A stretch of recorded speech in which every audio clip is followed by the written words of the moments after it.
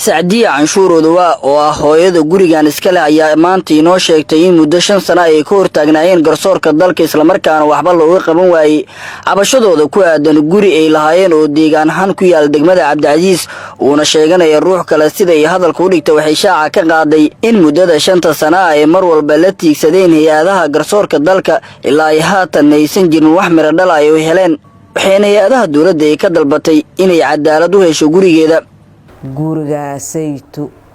ku yaal xaafadda Cabdicasiis oo dhinaca qorax ka soo baxa waxaan naga xiga Cabdullaahi Gaafow gurigaas annaka iskale muddo 5 sano waana lagu haystaa si kastaan suubinay wax kastaan suubinay wax meesha ka kala soconaya male wax xaq raba male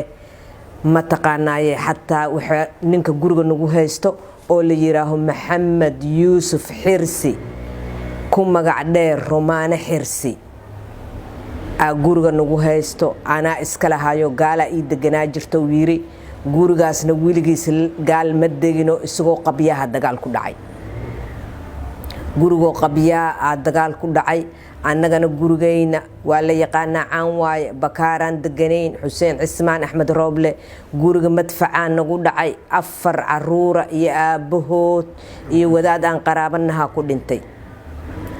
dokumenti la'aana annaga kaliya Soomaali kama nihin Soomaali oo dhan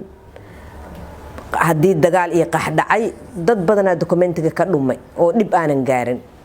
waayahay marqaatiyal keensadana la yiri dacwada 5 sano nagu socotaa marqaatiyalkeena waa la qaabili waayay adeer Abuukar Cumar Cadaana kamida oo materialka laga qaaday Sheekh Muuse Maxamuud oo dhisa kamida Sheekh Aadan Cali Axmed oo wardiye ka ahaaya kamid Cabdullaahi Gaafow waa joogo darisna la ahaay annagu taana xaaraana ma rabno gurigaas annaka iskale wax waana loo qaban waaye maxkamad wax qabanaysa male gacanta ka hadla la yiri gacanta ka hadla gacanna kama hadlayno xaqayna annaka iskale waana la dulminaaya meeshaanaytan waa u jeednaa inaana wax xaq alla rabin wax ka socdana aysan jirin marka intii ummad waxaan u sheegaynaa inaan gurigaas annaka leenahay hadhow dhibka ka dhacane ma taqaanaayay ay iiga xambaarsan doonaan annaga waxa way gurigaas annaka iskale ninkaas wuxuu ku dacwinaa gaala ii deganaa jirtay marka maanta afbuuxo 5 sano ka bacdina ma adkaysan karno 5 sano dacwada ku socotaa maxkamad waxay qabanaysa malaha laaluushna ma bixinayno mana bixi doono dib hadii uu yimaado hadhow ma hadlina lama dhahaayeen Abuukar Cumar Cadaan oo ah ninka laga gaday alaabta gurigan lagu dhisay ayaa sheegay in alaabta guriga lagu dhisay uu gacantiisa ku geeyay una la yaaban yahay qofka hadda gurigaasi sheeganaya in gurigu dhisan oo saasadaad la sheegto waase Ilaahay ma u damasha la arki doonaa dalkan anigu intaan ku ogaa intaas dhul ku yaal soonka liido oo dhisay alaabtiisana ugu qaaday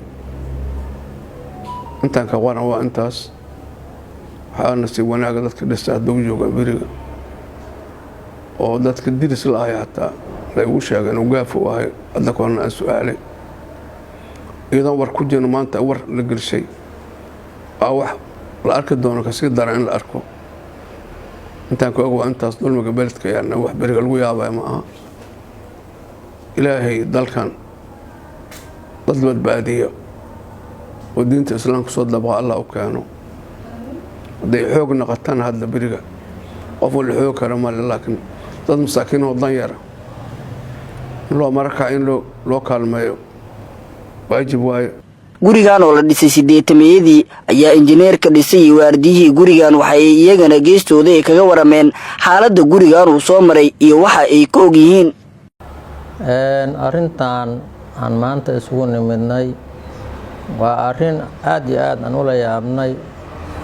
gurigaas ilmahaas iyo maamadan lagu haysto naloo sheegayo dhismadiisa waxaan dhisnay 88 aan dhisnay annagoo dhismada injineeriyadan qaabishanaynay waxaana cid sheeganaysana arintaasu arin sax ma ahan ilaahay wuxuu yiri ibn aadam inni haramtu dhulma ala nafsi wajacaltuhu muxaraman baynakum falaa tadaalamuu dulmi nafteydaan ka xarima idinkana dhexdiina waa idinka xarima ha isdulmina gurigaas waa guri sidaas ah dadka dhisay anigu dadka dhisayaan nahay waardii 88 guriga la bilaabay joogay anigoo ah Macali Aadan Cali Axmed waxaan ogahay in gurigaas Xuseen Cismaan uu leeyahay oo yacni oo wixii oo alaab alla keenay wax walba ani waardii aan ka ahaayay markii dagaaladii ay dhaceysay gacanteena ku xareynay marka sidaas ajligeeda gurigaas Xuseen Cismaan Axmed Rooblaan oo ogahay aniga asigaana meesha igeeyay iyagana la noolaayay intaas sano aan gurigaas joogay 88 sagaashanka dabayaaqadiis markii dagaalka qabta dhacday ka bacdi oday Cabdulle dhahay oo reer Buulburda ah ayaa la keenay ani marka xaggan u wareegay bakaaraha guriga bakaaraha qabta nagula dhacday oo meesha masiibadu ku dhacday oo ilaahay yaani waxa way hanaga badbaadiyay adig 6 qof meesha noogu dhimatay Xuseen iyo 4 caruur iyo wiil oo qaraabada ahaayay sidaasan ogahay aniga waaba la yaabanahay guri nin iska sheeganayo oo warqad iska wato boos la isku qabsaday waa la arkay guriyo dhisan oo qofkiisu leeyahay